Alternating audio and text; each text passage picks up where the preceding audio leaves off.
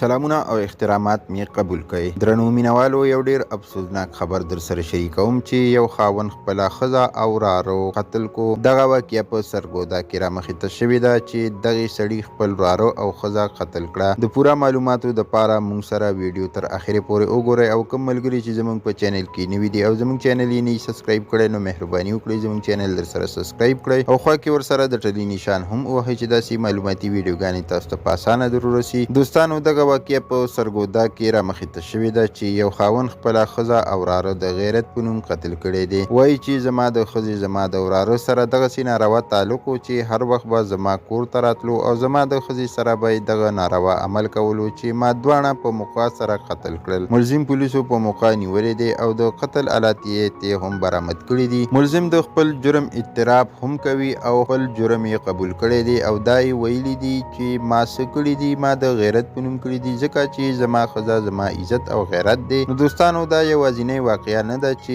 نن وشوه. داسې ډېرې واقعګانې به تاسو اورېدلې وي، خو له دې اصلي وجه دا ده چې نن سبا د موبایل استعمال دی چې په موبایل داسې تعلق جوړ کړي چې خبره پکې یارانې ته ورسي او بیا اخري انجام یې همیشه دغه وي چې پکې قتل هم شي. نو دوستانو، الله تعالی دې په داسې خلکو رحم وکړي چې له داسې کارونو نه ډډه وکړي. ملګرو، دا زموږ د نن ورځ خبر چې تاسو سره مو شریک کو. که ویډیو مو خوښه شوې وي لایک شیر کړئ، چینل در سره ضرور سبسکرایب کړئ. مننه کوم چې ویډیو مو را سره تر اخره پورې وکتله او د بلې ویډیو پورې ځلوي. الله پامان.